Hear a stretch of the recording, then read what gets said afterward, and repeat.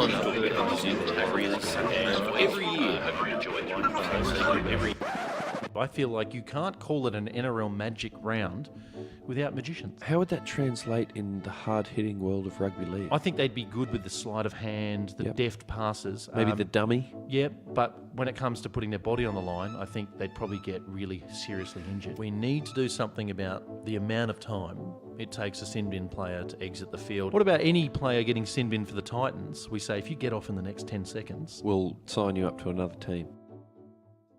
Hello and welcome to another exciting edition of The Voluntary Tackle, the only NRL podcast unlucky enough to be successfully tackled by the feeble weakling arms of Mitchell Moses. I'm your host, Eamon Brown, and today on the show we'll be discussing all of the action of Brisbane's Magic Round, examining Ben Hunt's hands in very granular detail, as well as having a cheeky chuckle at Ivan Cleary's unfortunate travel plans, plus an exclusive interview with NRL legend Mark Geyer. But first, please join with me in wishing our acutely intoxicated friend of the show, Chip Jones, a speedy recovery. He has learned the tough lesson firsthand about what happens when you down a bottle of JD with a couple of shots of Mr. Sheen. The answer is a stomach pumping of epic proportions, and sadly, despite consuming a cleaning product, I'm led to believe by doctors that Chip's anus is no more shiny than it was before last week. So bad luck there and get well soon, my friend. We'll jump into our first rugby league topic after this short commercial break. Well, all of the fun and games of the NRL Magic Round is finally wrapped up, and rugby league is already mapping out the details of where to hold the next one in 2020. Well, wait no more, because the venue has already been booked, and we want to see you there for the Magic Round 2020 in Baghdad. With a slightly better turf rating than Brookvale Oval, Iraq's war-torn capital city is the perfect venue to showcase the wonderful game of rugby league to the world. See Josh Adokar attempt to dismantle an improvised explosive device. Damien Cook outwit a band of religious fundamentalists in an ISIS stronghold. And Cooper Cronk successfully installing a new caretaker puppet government on behalf of the US. All that and more will be on display for the NRL Magic Round Baghdad. You can purchase your tickets on Ticketek. NRL fans are advised not to dress like Saddam Hussein for comedic purposes because the image of the vicious blood-sucking tyrant is still fresh into people's mind, and also he looks a little bit too much like Regan Campbell-Gillard. Well, the NRL Magic Round is officially concluded, and despite my bitter disappointment that no illusionists bothered to show up and make Cameron Smith's dog shots disappear, the round was a resounding success. However, there was certainly no magic involved for poor old Ben Hunt, unless of course the magic was some form of black arts voodoo conjured from the devil's weeping rectum. Hunt was actually having a pretty good game, up until this happened. Ben Hunt! The nightmare returns for the Dragons halfback. You just can't help but think that moment relived. He smiles, but he's not happy. He can't believe it either, can he? Oh, poor Benny Hunt. That's right, Ben has now officially dropped more balls than a cockeyed fumbling prostitute, and the question now remains, where to for the man affectionately referred to by Cowboys fans as Thank Fuck? Well, listeners, as you know, the Voluntary Tackle is not a podcast to die wondering. We will invariably swing for a solution, even when we know deep down the results will probably be disastrous. That's why we sincerely regret recommending Kieran Foran become a croupier at Star Casino for a bit of extra cash in 2013. And it's also why we still feel the guilt for actively championing the representative ambitions of Kurt Gidley. So many Origin lives could have been saved. Now, we can only assume that the real reason he's dropping so many restarts at crucial times during the game is because of pressure. Now, we're all aware of the existence of pressure, I'm sure. Just ask Big Kev. He had loads of it. But how do we conquer pressure? Well, the answer for Ben Hunt is simple. Up the stakes. If he thinks catching footballs is hard, let's try people. And not just any people either. Young babies from high-rise buildings. Catching falling infants, I'm afraid, is the only way Ben Hunt is going to learn, which is why the Voluntary Tackle recently put Ben to the test for some unique and innovative training sessions. Okay, Ben, on standby. Now, the building has been on fire for a little bit, Ben, so give yourself some space. There's a mother on the 7th floor who's about to throw her young son to you. His name's Toby. Now, I want you to relax. You look a bit shaky. Just take some really deep breaths and try not to think for a second that if you drop the baby, it's basically homicide. All right, and ready? Drop the baby now.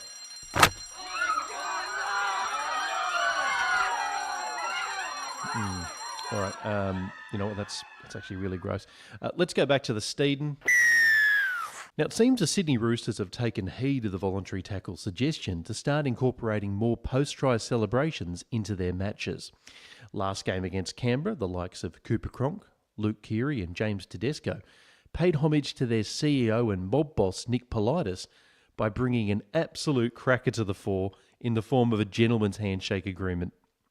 The boys created a mock back alley situation and calmly delivered handshakes to each other after scoring a try. The best part for me was Jared Hargraves, who pretended to be a free Airbus 747 the players are traditionally gifted after signing a contract at the Roosters. I can only imagine Nick will buy them a few extra islands in Bermuda to say thank you for their creativity. Now, thankfully, post-try homage to club executives and administrators has not stopped there. It was Parramatta's Clint Gutherson on the weekend who took a steaming pile of number twos in the in-goal area.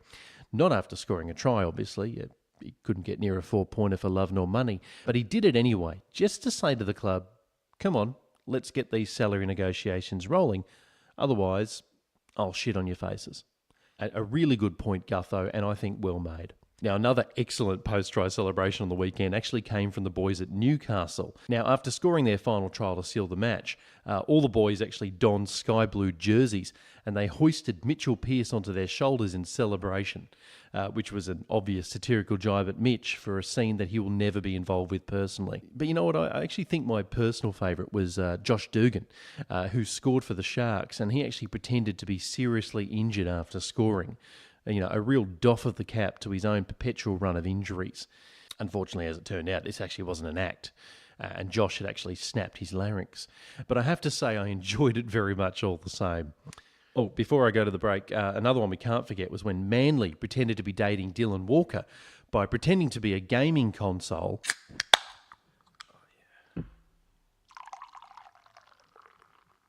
And now for our secret sound.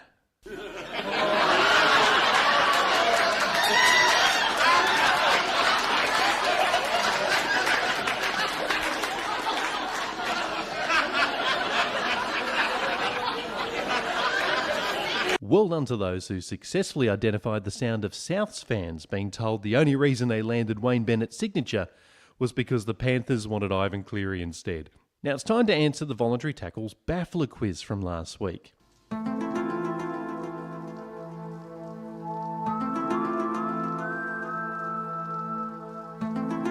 Now, for those who missed it, the clues were 20 meat pies, I was born in the 70s, I locked horns with the ARL during Super League, Journeyman, and Across the Ditch. Now, I was, of course, referring to one Kevin Campion. Many thanks to those who emailed in. None of you got the right answer, but thank you anyway. And to the listener who actually emailed the answer Tony Danza, I thank you. Quite enjoyed that. Now, to win a signed VB can this week from Chip Jones and Eamon Brown, you'll have to solve the following baffler. Tabletops, Flamin' Hell, Melmac, Drink Bottle, and Line Nathan. Please send your answers to either Twitter at Voluntary Tackle or Gmail at thevoluntarytackle@gmail.com. And now for our interview with NRL legend Mark Geyer, where we discuss the Magic Round and the Shaping State of Origin series. Hey, brother. Hey, MG, how you going, mate?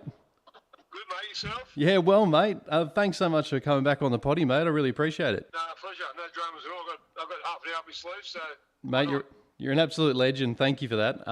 Mate, I thought I just wanted to start off, I guess, by just having a quick chat about Magic Round. What were your thoughts on it? It was magic. Obviously, I've been watching from afar how the English Super League do it. Started at Cardiff and in Manchester, and I think Newcastle for the last 3 years over there. And I was anxious to see how it collate over here in a different market. But well, I think it was a hit. 33,000 average game. 10,000 school kids were away from the footy. It was 10,000 school kids were visited by the NRL players, and I think there was 10 countries other than Australia and New Zealand who bought tickets for the game, the nationalities. So The thing that I noticed was there was a lot of, if you look in the background, this is something you don't normally see, but behind the play, you could just see all the different NRL jerseys in the crowd. So clearly all the fans were mingling together, and I guess that's something you don't normally get in a regular game. 100%. I've watched from afar a bit of late the crowd behaviour in at the AFL, and you would have thought there would have been maybe a couple of dramas up there on the weekend with all the different, clubs being represented by different supporters. But by all accounts, they were so well behaved. There was all the precincts were packed with, supporters of all clubs having the time of their lives. And I reckon now there'd be a lot of people booking their trip for next year on the Magic Round weekend from the Thursday down through to the Sunday. It would be fantastic for a Bucks weekend or something, wouldn't it? Mate, I was really upset that I didn't get a chance to go. I couldn't get. I had to do a bit of work, so I was a little bit annoyed about that. But I'm in next year, that's for sure. And I noticed in the lead up as well, MG, there was a lot of chat about the Suncorp surface not being able to hold up over the Magic Round. But apart from the grass turning from the colour of green into the Gaza Strip, it actually held up pretty well, didn't it? It was fantastic, yeah, and you kind of knew that it happened from Thursday to Sunday. The last team on Sunday were going to play, and probably had to put a little bit more Vaseline on their knees than they ordinarily would. That's how the grounds were, 10, 15, 20 years ago. They were all like that. So we're so used to seeing these plush fields these days with green grass on them. And when we spoke to there's been a couple of stories in today's media that there's an overabundance of injuries on this Magic Round, which is totally incorrect. This time last year, this corresponding round, there was exactly the same amount of injuries, 13. Last two rounds we had 12 and 11 respectively of players getting injured. I think it's because the spotlight was on Magic Round and we saw players at the same venue. We've kind of highlighted a negative out of, which was a fantastic and positive weekend of rugby league. I think, obviously, journalists have got to write stories and present the facts, which they are facts. But the facts that they did mention is that all this year we've had an average of around 11 players being injured per round, and other than concussion. And this round there was 13, so it was pretty consistent with what we've seen both this year and last year as well. I agree with you, mate. I mean, look, from what I've read and when I'm talking around with friends, it's all been pretty positive. On the injury front, from what I could tell, most of the injuries were things like, head knocks, and it wasn't necessarily even to do with the surface. So as you said, injuries happen a lot, but from what I could tell, it wasn't a situation like we sort of have a little bit at Brookie or the SCG where the turf is clearly deteriorating. It sort of, I think, was just one of those things. There's a reason it's the toughest and most uncompromising game in the world. That's because of the impacts we have in tackles, and that's going to happen in rugby league games. Unfortunately, it's a collision sport, and we're going to have some collateral damage. And maybe if they thought about reducing the interchange by a couple, we might see as many soft tissue injuries or injuries below the hips that we see these days. That probably could be reduced if we didn't have as many fresh blokes on the field at once, and a bit of attrition was caught in the game. But that's another chat for another day. You're right, mate. I'm a Roosters fan, and I thought at one point we might have to run Craig Fitzgibbon back on again because our whole left side went. I was getting a bit worried. Look, it was, and they showed some great intestinal fortitude yesterday. The Roosters are down to 14 men on the bench when Latrell was off with getting his check on his groin or his hip, and they still looked, they're still a team to beat this year. Canberra showed a bit of resolve themselves by trying to fight back, which they're not known for. So, a lot of positives to take out of Magic Round. A new superstar from Melbourne was born in Pappenhazen. I apologise if I'm... No, I was going to leave his name to you, mate. Wrong, but, Yes, I was going to call him Papa. That's how we go. But he's wow.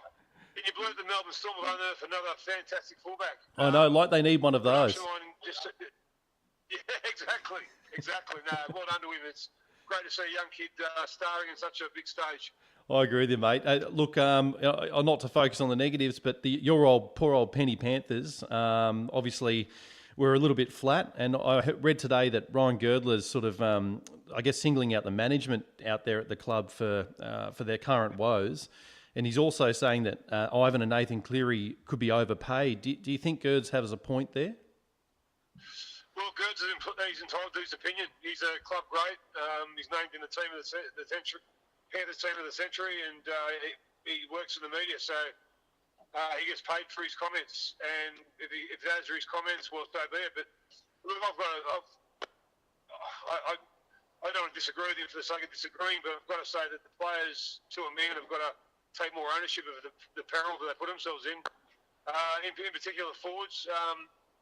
To have 4 tries scored on you in 11 minutes in a game is the ultimate insult. You don't turn up to a game, and that's what you get paid to do. You get paid to turn up, and if you don't turn up, you get sacked. So I expect tomorrow night with Team List Tuesday that we'll see a couple of players, prominent first graders, playing in reserve grade, and so they should be.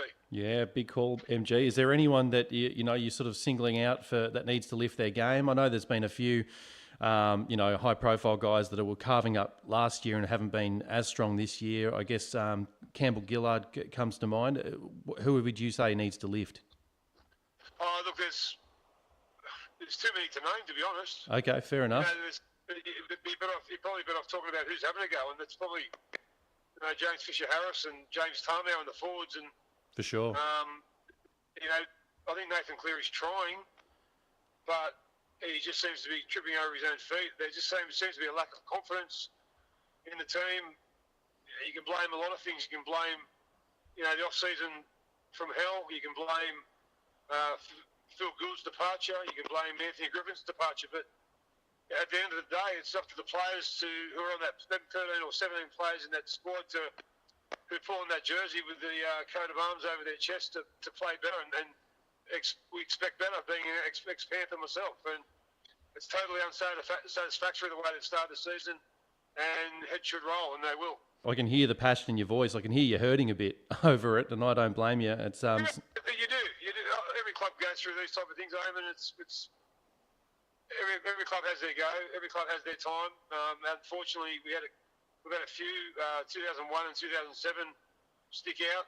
This year is, I think, because of the fact we were expected so much of, and we've got the Origin halves. We lost 2 players or 3 players that we probably a lot of people aren't really talking much about in Tyrone Peachy, Trent Merrin, and Corey Haweri-Nora at the Bulldogs. 3 players who, although not starring for their teams, that definitely we've lost them in our setup, and they take a bit of replacement. We haven't really replaced them. But then look, the boys who are playing in a 2 from 9 have got to have a really good look at themselves in the mirror. Yeah, mate. I mean, as I said, there's some good points well made there. And I guess, you're right, the microscope's on Penrith, I guess, because everyone was feeling as though that was a club really building to something. And I guess this has been a bit of an anticlimax this year. So far, we've got 2/3 of the season still to go. But it just felt like this year could be the year they exploded. So for them to come out so flat, I guess that's why people are so disappointed. Yeah, and look, it's not ideal what's going on with change of coach and much publicised change of coach. Yeah. Again, the sex tapes, which have got to have an effect on a club when they're so openly profound.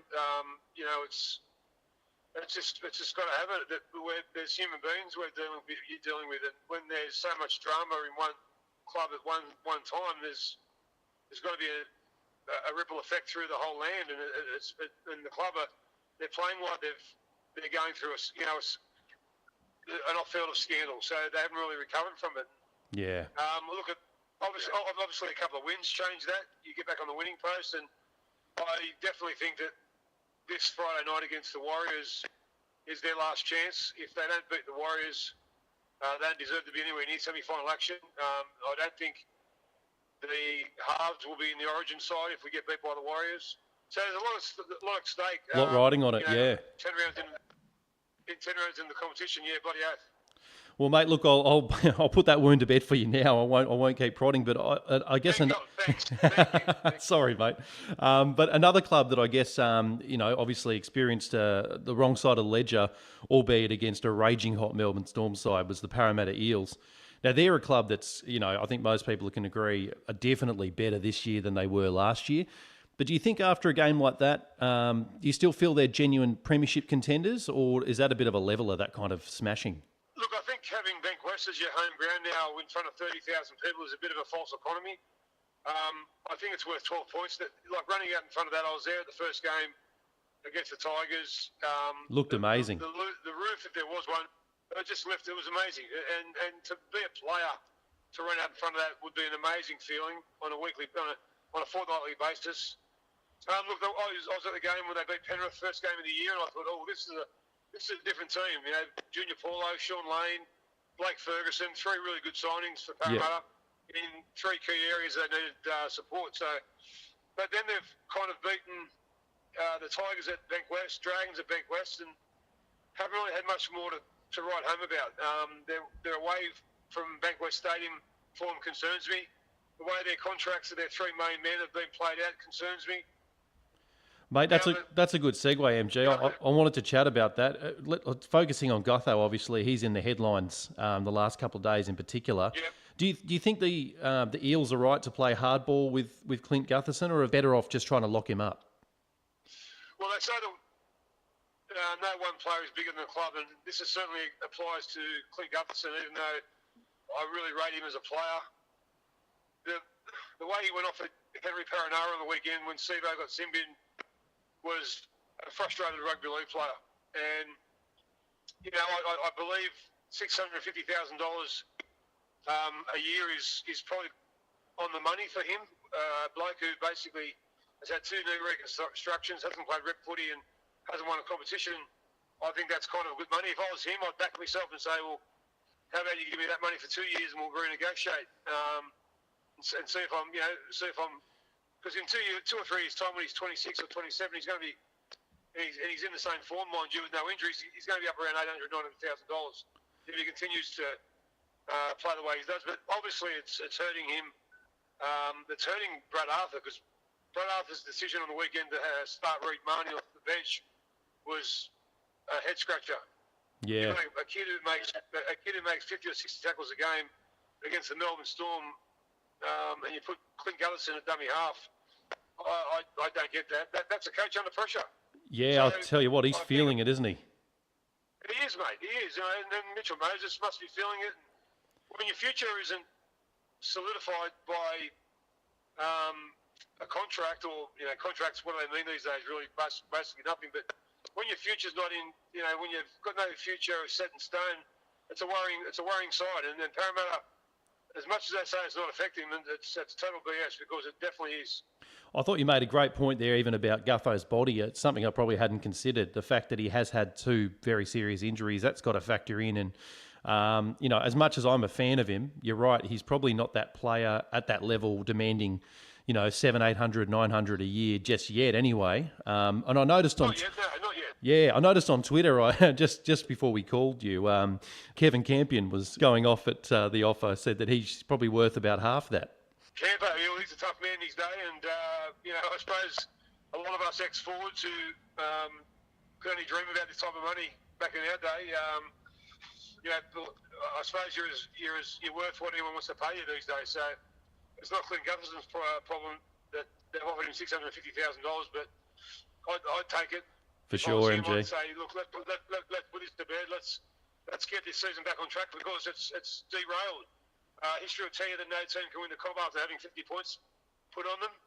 The Tigers and Parramatta have both had 50 points put on them this year. So history will tell you that neither of them teams can win the comp. So it's about getting your season back and trying to prove that wrong. It's obviously there's 3 teams in the competition that are standing out in the Roosters, the Storm, and the Rabbitohs. Then it's anyone's guess. Then it's you've got to the Sharks at full strength could give them all a bit of a run. The Knights are starting to circle and look like the team we all thought they were going to be pre-season. And Tigers on their day can beat any team in the comp as well. So there's a lot of tangibles still to play out in this competition with still 15 rounds to go. You're right, mate. There's and I love that. I love that about the competition, that there are sort of teams that can come out of the pack. I guess one team that's been under a fair bit of scrutiny and they've just had a win is the Broncos. I just wanted to get your thoughts, MG, just on the rookie Tom Dearden. He squares off this week against a guy who literally has an entire generation's worth more experience than him in Cooper Cronk. He could basically be his dad. Is this poor kid going to be shitting bricks, or is he going to stand up against the Roosters? Yeah, look, I think, they could. Tom Dearden could actually be, physically, could be Cooper Cronk's son, age differences. So what an event for the young guy to be playing against such a statesman of the game. And the Broncos bounced back to a bit of form, and it's good to see them bounce back to a bit of form. But I still think they're a team building for something special in a couple of years' time. Four pack to die for. With this young Dearden coming in, Shimazaki in the centres, Katoni Staggs.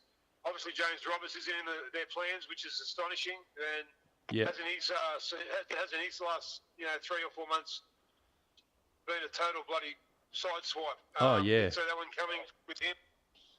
So look, it's a mouth-watering occasion for the young guy, and it's one he'll savour. I know that in one of my first grade debut, I played against the Canterbury Bulldogs, and they were called the Dogs of War because they basically just bashed every other forward pack in the competition in the late 80s. So my baptism of fire was against them, and I remember it profoundly. And it was one of them things that you can never take away from him. It's Tommy Dearden set the first couple of games he's played. He set a really good standard for himself. He's nothing out over the top at the moment. He hasn't tried to do anything flash. He hasn't tried to do something that he's not capable of, and I like that. I like his patience. I agree with you, MG. He hasn't been overwrought at all, has he? He sort of reminds me of like a Peter Wallace type character. You know how they just seem so calm and collected in the face of giant men trying to kill you. I mean, it sort of takes a bit of a nerve, doesn't it? Yeah, well, both. That's ironic that you say he looks like Peter Wallace, because he does. He looks like him, plays like him. He's got the temperament of him, and if he can be half the player that Peter Wallace was, he's going to have a great career. For sure. And I guess I'm wondering if up against someone like Cooper Cronk, maybe he can try to bamboozle him with newfangled terms that he doesn't understand, like woke. Or even, put him off with a debate on intersex gender inequality, or just to confuse the old bloke. Who knows? Just throw some terms at him, and Cooper Cronk will. That's probably the only way you can rattle these Roosters at the moment, who look like the first team since the Broncos to go back to back. Look, I just wanted to quickly change gears, MG. I know you've got a little bit of time, but I just wanted to talk Origin for it to finish off. Now, Freddie obviously has a few headaches now in the outside backs. You've got injuries to Jack Bird, Tommy Turbo, Latrell Mitchell's under a cloud. Tupou might have been in the mix, but he's just got a neck injury. Do you think the Blues have a bit of an issue in the outside backs? Oh, definitely. Yeah, definitely. But it's not something that I panic about. I know Brad Tiller would be panicking about it. When you've got blokes like Croker in form, you've got Katoni Staggs, we mentioned. Jack Bird, I suppose, would have been a natural fit. Curtis Scott could have been a natural fit, but you've got blokes like Jack White who can play centres. You've got Josh Morris, who's transitioned to the Sharkies, has been fantastic. He's a safe bet, Josh Morris, along with Latrell in the centres. But you've got Nick Kotrick on the wing, you could play there. I don't think Freddie's too worried about it. I think he'd be more worried about his halves than anything else. He wants to see Maloney and Cleary really dominate this Friday night against the Warriors. I know that. That's obviously the multi-million-dollar question at the moment, isn't it? The Origin halves. Do you have an intuition of, who you think should be in there? Obviously, as you said, you want to see a big game out of Maloney and Cleary this weekend, and that might decide a lot. But if they come out hypothetically and they don't set the world on fire, who would you be going to in the New South Wales halves stocks? Yeah, it's interesting. The South halves haven't done any wrong, and if you go over combinations with Damien Cook They're obviously in the mix. Luke Keary's obviously in the mix, who started the season on fire. If you're picking a team tomorrow, you probably have Luke Keary halfback and Cody Walker 5'8". You wouldn't go too badly with that, would you? No, and this is the way that Maloney and Cleary were playing last year. They picked themselves. Let's not forget that Nathan Cleary was out for 5 or 6 or 7 weeks with a knee injury at the start of the year, and he played 2 or 3 great games when he came back and went straight to the halfback spot. James Maloney was leading the Dally M's this time last year, so look, I think he's in trouble, James Maloney. I think he's got to have 2 man of the match performances before Origin pick to even be considered. Where I think Freddie will give Nathan Cleary a little bit more leniency because of his youth. Yep. At the moment, definitely Luke Keary's in the mix along with Adam Reynolds. His goal kicking is superb, so they're going for combinations. They might go with Walker and Reynolds and maybe Keary off the bench as number 14. It's hard to say, but at the moment, it's not a bad position for Freddie to be in because he's got guys in form in their positions as well. For sure. And I guess that's the extra added pressure, isn't it, on the Penrith halves, is that in years gone by, you haven't had so many candidates knocking on the door. And at the moment, there really is 3 or 4 guys. As you said, how tantalising is the prospect of putting the Souths 9, South 7 and South 6 in there? Because they're working so well together to bring them into the Sky Blue. That's got to be appealing to Freddie, surely. Yeah, and you maybe add that the 13 on the bench if Cam Murray keeps up his form. Yeah, absolutely. Damien Cook, frighteningly for Queensland, looks like he's gotten quicker. Doesn't he? What? Like at 29, he's like a good old bottle of red. He's just getting better and better. And man, watching him on the weekend against the Cowboys, set up the first 3 tries. Speed kills, and obviously he's the quickest out dummy half at the moment in the competition. Probably the quickest dummy half that the NRL's ever seen. So he's basically changing the way hookers play with his sheer speed. And if you haven't got a hooker with speed and then guile in them order, well, you haven't got a hooker at your club. And a lot of clubs in the NRL would be looking at the prototype that he's become and thinking, well, we've either got to put one of our halves in the lower grades and start grooming him as a hooker just purely to have speed out of dummy half, because Damien Cook, I think, started his career as a centre or a winger. So his passing game's sensational. His tackling game's unbelievable at the moment. He's just in a purple patch of form, so he's going to be dangerous to the Queenslanders. 100% right, mate. And I guess the real worry there for other teams is he hasn't just got speed, he has also got guile. So he's got both of those things, which is pretty annoying when you're playing Souths. And I get the feeling when I watch a Souths game, it's almost as though like he's in fast forward. It's like the rest of the game's in normal motion, except for Damien Cook. It's like a glitch with the Sony Bravia. Looks like Wreck-It Ralph. Exactly. It's almost doesn't seem human at times. On the Origin, do you think there's anyone that could be a bolter? You've mentioned Cam Murray already, but anyone that you think could come from the clouds and steal a spot for the Sky Blue? I think Payne Haas might. Okay. He could be on the bench. I think maybe I just mentioned him. He'd probably be a bit of a bolter. Maybe Whiten. Yeah. Maybe Ryan Madison. Maybe Ryan Madison from the Tigers. He would be a bolter, wouldn't he? Yeah, I think one of them 3 might get picked in the 17. To be honest, in the first game, if not 18th man, I think either Jack Whiten, Payne Haas, or Ryan Madison might make the first Origin squad as either a bench player or as number 18. So they'll be one of them might fill the role that Tarek Sims played last year for New South Wales and played the first 2 games as a 18th man, then got unleashed in game 3 as a bit of a reward. So let's hope we're in that situation come game 3 and Payne Haas is our 18th man and we unleash the big kid. Well, I think my bolder MG is Jason Moody. I think he's ready for a comeback. Jason Moody. That's 44 years of experience. And closely followed by Colin Vandervoort. Yeah, that's right. Be a double pairing. I guess on the other side. Yeah, the other side of the border, MG. What about this talk about Cameron Smith coming back? Do you think that's paper talk, or are they hatching a secret plot to dismantle us? Nothing would surprise me. It's what a what a script. You know, it's 1-1, and we're coming to Sydney to play the final game of the Origin series, and the main man, They bring him back. The goat answers the call. The goat answers the call from the Queenslanders to come back. Well, look, Alfie Langer did it in 2001, and Freddie did it for New South Wales. So I wouldn't discount anything. As you said, mate, there is precedent. And look, I won't take any more of your time, mate, but in the Voluntary Tackle podcast style, I'm going to finish with a bit of a silly question. But if you could choose any player, living or dead, to take the controls of a crashing 737 jet and land it safely, who would you choose? Damien Cook. And he'd land it really quickly too. That'd be the thing. No, I'd say get us down quick, and he'd say, okay, no problem, let's go.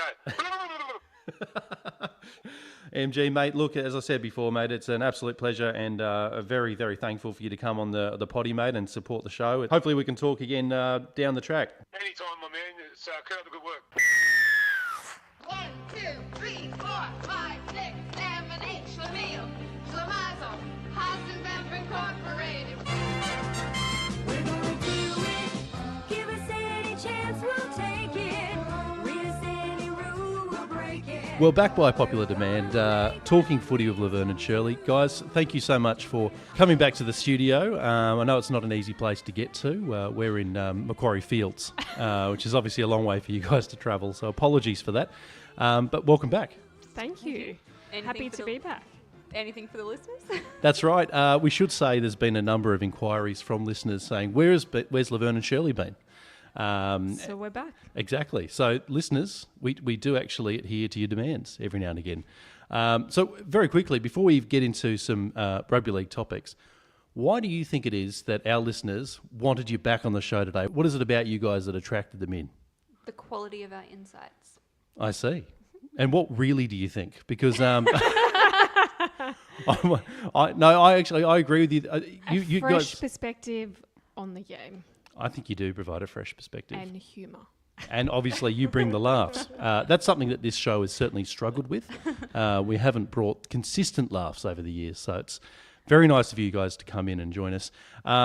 Look, we're going to do something very different on this show, which is actually field some questions from our Twitter audience. We're not particularly engaged with our Twitter audience because Chip and I aren't exactly up with all the newfangled terms, but I have recently got on the line and Did you tweet? I've tweeted and I've tried to engage with people. I've got one of those old MS-DOS computers, so it's very difficult to get on Twitter when you have to put the C:/prompt thing into the screen. So it's very difficult. But it took me three or 4 days, but I am here and I have some questions for us. And I thought we could actually answer them together. Does that sound good? Sounds good. Perfect. All right. Now, we had a question here from the biggest tiger, Is this Big T? Big T. I know Big T. What do you mean you I know Big T? of Big T. You've spoken about Big T. Wait, you know, I don't go, just so you know, Big T, just to clarify something, I don't go around in my daily life talking about you. I don't have some weird man crush, and that's probably what's come across. Can you elaborate a little bit more on what that means? You sent him a sock? Oh, he won that as a prize, Shirley.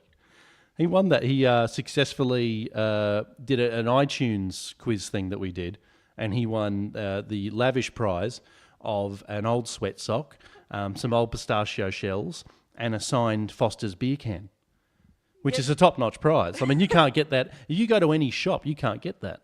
That's the beauty of it. I don't know that anybody wants that, but Big T did, obviously. I don't think he wanted it either. on, but Big T. Nonetheless, Big T actually has asked a very vexing question straight up, so put your thinking caps on here. He wants to know, women in league round, I think the AFL has one as well, the NRL have one, and he wants to know, would it be a good idea to have the women in league round coincide with Mother's Day? And I'm just going to Straight throw it up, out to the no. table. Really? Oh, Laverne, you've got very distinct thoughts. I'm very interested. Why is that? I don't think the average mother wants to spend her day at the footy. It's her day off, really. But the footy's such a Watching- great place to be. Have it on Father's Day. Why can't you have the women's round on Father's Day? I don't think women would take that very well, would they? If you had women in league day on Father's Day. I think Liz has actually given a really good idea here. Oh, here we go. Because Father's Day, dads get a free day out to footy with all of their favourite children, which is all of their children. Yep. and the mum gets to stay home with the girlfriends and not have to watch the footy for a day. But isn't the point of Women in League round that the women are at the league? I mean, I feel like you might have been missing the point here, but...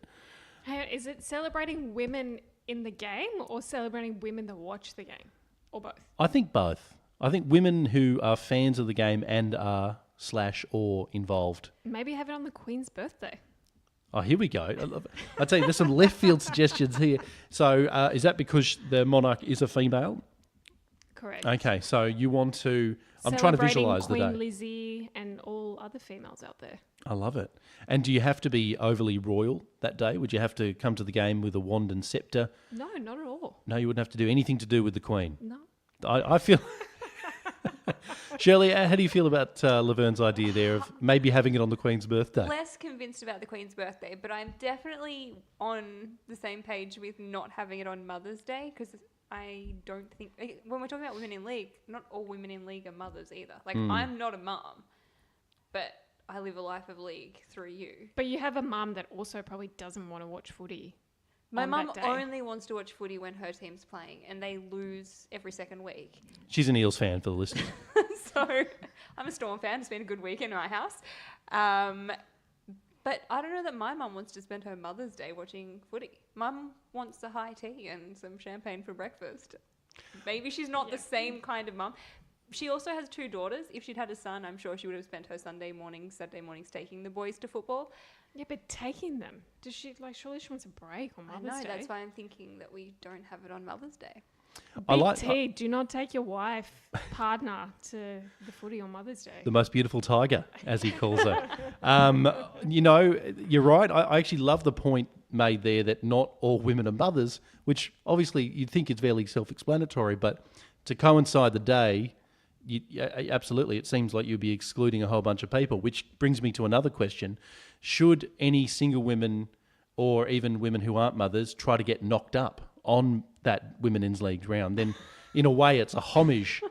You're going to say on Mother's Day. I'm glad it didn't go down that path. I'm all for them practicing, but I'm not saying that they should necessarily follow through on that.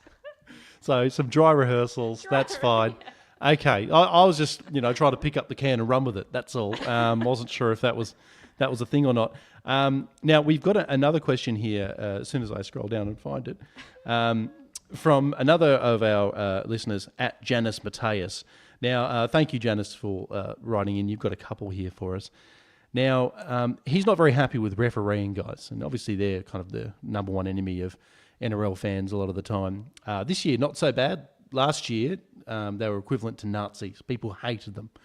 But Janice is asking, should there be any repercussions for referees that, in his word, fuck up when they don't do well? Should they be sent down and have to ref an AFL game for a week? Can I just... One quick question. Janice. It could be Mateus. It could be, you know what, it's a handle. I'm not entirely sure. He's going by the username of Unleash Field at the moment, but Janice does mix up his Twitter titles a lot. Are we assuming a gender there? Because Janice kind of sounds like a girl's name. You know what? I wonder if I am just being Giannis. sexist. Could be Giannis. I bet I fucked it up. No matter what it is, he's probably going to go, no, the name's Bob. You got hung up on the Twitter name. You're right. I'll go with Giannis. Giannis, thanks for writing in. I'm going to give you the exact wording of Giannis's question. The lack of reffing accountability has plagued the game for years, Giannis says. Your thoughts on a rule change where if an NRL ref fucks up, they are sent to ref an under-13 AFL game in Perth the following week. So I'm assuming Giannis is getting at the idea that there needs to be some punishment. And in his world, it's reffing an inferior game 3 hours away. Well, it's about 5, but Perth is beautiful. That sounds like a holiday to me, Giannis. So you'd be happy with that, Laverne? Yeah, well, also, why send them to AFL? Not sure, but don't you want them to learn the rules more? That's true, but I think this is more about spite. I mean, you're putting too much logic in it. Yeah, I think. that's true. Okay, this is about pure, the crime and punishment philosophy. This isn't about rehabilitation. How do we know they're not getting a flogging behind the scenes, or like fines, or The referees. Do you Yeah. think the referees are just getting bashed? I maybe like maybe maybe like they a are. literal bashing or Okay, well that's a great segue, Shirley. Should referees just get bashed if they don't perform well? I am not a fan of physical violence, like nothing physical, no violence needed. Although You have seen the NRL, haven't you? I know, but this is what I'm saying. I mean, like, who was it last week that had his leg broken and the touchy was like, yeah, it's fine, we'll keep playing. Like, I think that was needs the some lady. punishment. I think that was the girl that Jared Haynes dating. Which one? The one with which one with stitches in her vagina? 'Cause Oh wow! You went way further than me. wow. No violence, we said. No violence, and yet we went there fast. Jared Hayne, not me. So you're saying don't necessarily inflict corporal punishment on the referees, or don't send them to Perth. Do you agree with Laverne's assertion that Perth's a nice place to send them? Therefore, you may be incentivising the poor performance. Maybe send them to a place that they don't want to go. Manus Island or something. Manus Island, that'd be great. Maybe they can be in perpetual limbo and have no nation for 4 years. I agree, Perth is good. I mean, who wouldn't want to go to Perth and just have some fun in the wine region? But I don't know if they need to get sent anywhere. I just think they should be out of a job for a week. I mean, the same way that the NRL players get, they get some weeks off when they don't follow the rules. I think there also needs to be some standards for the refs and touchies. Yeah. Send them off. Are we saying they're not following the rules in their job, or the fans don't agree with the decisions they've made? Oh, that's a loaded question. I'd say fans, by and large, would be saying they had a really bad game, i.e. they got a lot of decisions wrong. As you said, sometimes they're subjective. But for the most part, I think we're referring to referees here that have objectively had a really bad game, which does happen, like players do. I think there should be some similar rules put in place for the refs. I mean, like, what if we had a team of refs with a coach and they got to choose their team every week depending on their performance? And they, just like we have different numbers of interchanges for each team, you can only send a certain number of tries up to be checked by, what's it called? The video ref. The video ref. That'd be great. Only That a certain sounds number very of video sensible. refs. So, like, you get 3 a game. That's it. And that's generous. Well, actually. you've actually hit on. I'm not sure if you've actually even read this suggestion, but there is something called the Captain's Challenge, and they're trying to say you can't go to the video ref all the time. They won't go to them at all unless the captain comes up and says we want to challenge that, and they want to put 2 of those, I think, a half in. So that you pretty much come up with which I think is actually a really good suggestion. I think it would speed up the game. It wouldn't be checking on every little thing, and then no one can complain if they got it wrong because they go, well, you should have checked it. So there's a bit of logic in there. I agree. I'm pretty much a genius. So you've just come up there, and this is amazing. You should be in the NRL policy office. If only. Although you did just mention that there should be a team of referees who sub in and out of each game, which is No. horrendous as an idea. No. Could you imagine that? Like, Gavin Badger, come off, mate. I'm going to go on for a quick impact ref, and I'm just going to blow a bunch of penalties because I'm fucking amped. I think you misinterpreted what I was saying. Sorry, I do that. I mean, like, there's obviously a pool of refs that we have available for the NRL. And if you do a really shitty job, you don't get a place next week. So I'm not saying you sub in and sub out. I'm saying you just don't get paid next week. Next week's performance is based on last week's.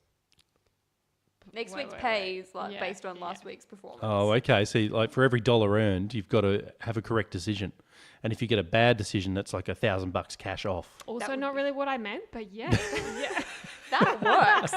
I love the three of us talking at cross purposes. I love it. I really enjoy it. This is a bit of a controversial area, but a bit of a thought bubble occurs to me. There's a lot more women coming into the refereeing ranks in the lower levels, and pretty soon we're going to see a lot more, I think, in first grade. Now, there at the moment, there's quite a few women in the touch judge positions. Do you think there should be a 50% representation there of men and women across refereeing in first grade? Who wants to handle this one? I'm Probably not a quarter thing, probably like a skill thing. A skill thing. So how well If you're you've better gone? than the men, then sure, have Yep. your job. Sounds good. I agree. I also I think that the people that do it need to be good at what they do. I don't care about their gender. Well, that's never stopped us in the past, though. We should try that as an idea. We've never put good refs in. That's Maybe fantastic. you need more women. I Maybe must we say, do. Though, like as a woman, I'm a woman now, I guess. I don't want to be on an NRL field. Like, there is no situation. Like, I enjoy watching it, but there is no way that I want to ever be on that field. And what's the with those- disincentive? What are you afraid of? There's, 2,600 plus kilo men running around at each other that you can get caught in the middle of. No thanks. Well, if you were a touchy, what I would advise is not running in the middle. For a start, just stay away, because they actually stand off the field. So if you sort of ventured on and like you were dancing in the lily field, and then You're suddenly, probably not getting a pay next week. Exactly. Per your policy. A, you've abandoned your post, but B, you could get seriously injured if you run into James Graham. That's my point. But also, when you've got people like diving for a try in the corner and you as the touchy have to be like there, Yep. I'm surprised that more touchies don't just get bowled over in that process. It's happened. And I've got to tell you, there's a bit of an interesting thing that happened a couple of weeks ago, because there was Casey Badger was a female touchy, and she had a bit of a clanger and didn't see that this player had been seriously injured. I'm pretty sure it was Casey Badger. It was definitely a female. And anyway, the trainers had run on the field and appealed to the touchy and said, we've got a very seriously injured person. He'd broke his leg in 3 places. Typical protocol is you stop the game because it's a really serious injury. And she kind of just looked at them and then played on. So it's a fuck up. But I think because they're trying to encourage women into the ranks, there was this weird, everyone else got sacked but her. And I'm just wondering, like, Maybe they just send her to Specsavers. maybe that should be I think they actually have been sponsored by Specsavers. It's a perfect match, isn't it? Because they get abused so often for missing shit. But it's that kind of awkward situation because we want to foster more women in there. So it feels like they're getting a bit less criticism right now. Because as an NRL fan, I know this, we are absolute merciless when it comes to having a go at refs. Like, there is nothing held back, especially if you perceive that your team's lost on the back of it, which is not always the case. Normally you're just angry and you're one-eyed and you're just venting. But it's like at the moment, we're not quite putting the full vent. And I'm wondering if that's doing women a disservice there, because they should be exposed to the full horror of what NRL fans throw at them. What makes people go into that job in the first place? It's a really good regardless question. of gender. It's a really good question. I think it's almost masochistic in a way. I think we do have some listeners who are refs, and maybe they can jump on Twitter after this goes to air and let us know. But for me, I'd rather be a parking officer. Do you know what I mean? I just think that because it's kind of the same thing. You're getting abused either way, but one's not on national television. I'd much rather be abused in a regional suburb. But your salary's probably a bit greater as a This is NRL very ref. true. Yeah. How much do they get paid? I think you get a fair bit of coin if you're doing first grade. I don't think you get paid too much at a lower level. Because I know, when you do school level AFL coaching, it's like $17 an hour or something, equally delightful. I just wonder about It's a bit more than Macca's. slightly, but I wonder how you get into getting money out. Is of that their reffing a game. full-time job? I think for a lot of these guys it is. Yeah. It never used to be. I think they used to have another job. I think some of the guys do part-time something else.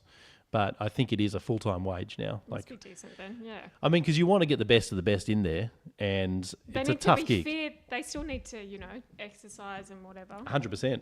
And that's actually the thing that I always think about is I know of when a referee's made a bad decision, like in a game I watched 14 years ago. And I'll never forget it. It's tattooed on my brain. And if I ever saw that person out there, I'd go, oh, look, it's Bill Harrigan. I remember that time you sent off 5 Parramatta players for no Even reason. when he's aged 14 years? Yeah, I'd still recognise him. Well, because he does all those lows ads. So I still see him. Hate's deep. That's right. But that's the penalty is what I'm getting at. The penalty for referees is that you're tattooed on people's brains forever. Probably not the average person's brain. You're not average, hon. I know. There's nothing about me that's average, unfortunately. I'd love to be a functioning male, but I'm not. Well, look, I think we'll wrap up the referee conversation there, but there is a final question, and it also comes from Giannis.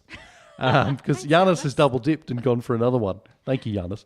And this one's about all of the bad behaviour in NRL. So you've got all the guys like your Jared Haynes who have been fallen on the wrong side of the law.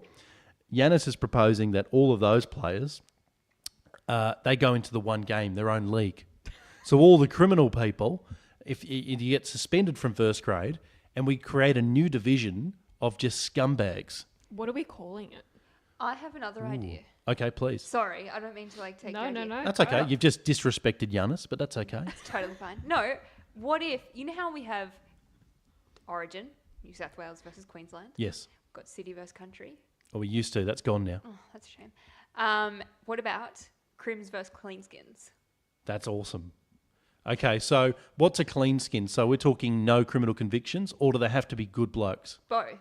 Okay. Who's the judge? Us. Nice. Okay, excellent. And so, Obviously. as a fan, who are you going for? I mean, part of us, we idolise people like Ned Kelly in this country. We might be going for the Crims. But no. Chopper no. Reid. If No. Chopper Reid was alive and was halfback, I guarantee you most Australians would get behind the Crim team because they'd want to see Chopper score a solo. No one's getting behind Jared Hayne, though. No, he's usually behind them doing really awful things to them. Laverne, what do you think about this concept? Do you think it has legs? Do you think that people would get behind it if you put all the criminals in Should one we team? be encouraging, glamorizing criminals? That's a really good question. What if it wasn't glamorising in the sense that they got smashed? So what if they were just, in a way, it's a public humiliation because you put them up against really good players. Only the best of the best play the Crims. There is a problem here, though. Okay. Do we even have enough cleanskins to make a team? I think you'd probably find it really hard for selection. You'd be scouring Australia-wide to find an NRL player without a criminal conviction. You probably have 4 or 5 guys, I reckon, that might qualify. Can we go back to Giannis's question? Yeah, I've forgotten please. what the original question was. Well, I think this is his point. I'll read it out. Sorry, Giannis, I've done it again. I paraphrased you. I will find your exact one.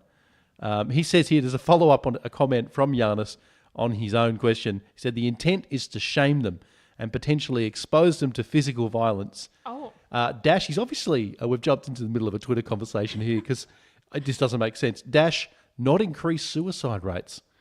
So he's obviously replying to someone that we haven't seen. So it's a bit of a nonsensical response. But he's saying shame.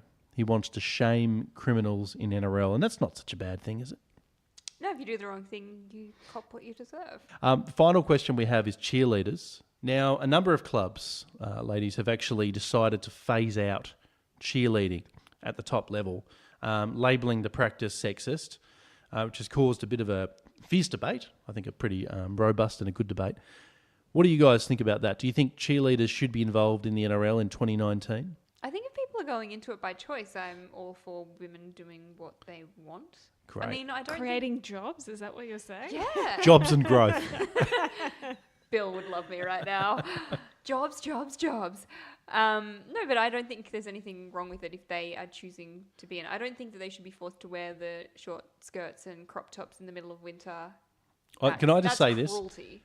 Something occurs to me straight away in what you're saying, and I think it's fascinating. So you're saying as long as they're not forced into it, which of course infers that there are cheerleaders out there that have a gun to the back of their head and are made to get out there on punishment of death and just shake their booty. I don't know if that actually happens, though. But I think if women are struggling to find a well-paying job and they're young and can dance, then it's a career option. I think it's quite pretty easy. tough to get into the cheerlead squad. Yeah, I think it is actually. It's a tough Yeah. standard. I don't think anyone just walks in there and does it. I can't find a job at Macca's. Oh, I guess my other option is cheerleading. Or stripping. I don't think... I don't think it's the same thing at all. I think it's actually, I have a lot of respect for them because I know that they train, they rehearse, it's a whole choreographed thing. I think we don't stop people from dancing, so why are we stopping people from being cheerleaders? I think I that's guess what the I whole have an point issue. is it needed?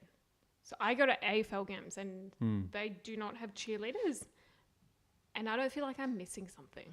Okay. I'm like, oh, Did they used to? They must have Well, had I'm not cheerleaders sure. back in the day, I'm assuming. I'm not I don't familiar with think so. AFL's history. Maybe they haven't. Might be lying, but But yeah, I guess, people would argue that it's in the fabric of the game in the sense that it's always been around, but also that, to your point, Shirley, that for a lot of these women, that their profession, if they are dancers, this is a gateway into getting more professional gigs, and they do train hard, work hard, they're getting paid. I wonder why it's trying to be phased out. Is it being phased out because it's not what the fans want and therefore isn't profitable? Or is it being phased out because people think that it looks bad? Because if the cheerleaders aren't feeling objectified and offended by what they're doing. Like, surely they have a voice in this too. I think you're right. I think personally, my opinion is it's an optics thing, and I think that obviously trying to get more women involved with the game, which is a good thing, and I think they see this practice as a relic from a bygone era. But I kind of disagree. I kind of, as you said, if it was all about objectification, and there was no, and that's all it was just scantily clad women doing sexy dancing, and that's it. But they're actually there to rev the crowd up. Maybe it's a different standard here in Australia, because I know that internationally there are cheerleading competitions, and that's not something that we have here. So maybe we've adopted part of it without having the other part that gives it almost that credibility. Should we just be watching more versions of Bring It On? Bring it on again. Bring it on again. Bring it on again too. What a movie. Again and again. Kirsten Dunst in her heyday, circa 2001. I did have ambitions of being a cheerleader when I was about 10 and that movie came out, though. Really? Yeah. Okay. Well, you've just given away your age, but that's okay. So what stopped you from wanting to be a cheerleader? Pretty much my entire lifestyle. I was not.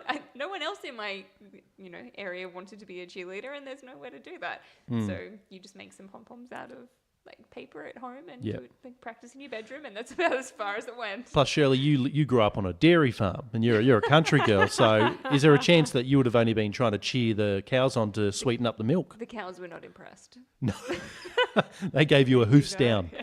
Laverne, is it a career that you ever considered when you were growing up, or did you always perceive it to be? I'm too uncode. There's no way I could follow a crowd simultaneously. I'd be like the odd person, oh, she's cut.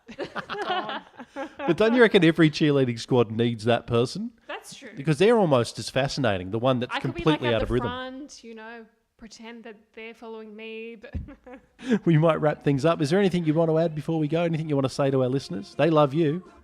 Thanks for having we love you too. There you go. Yeah. See you next time. Thanks for coming on, guys. That was Laverne and Shirley talking footy.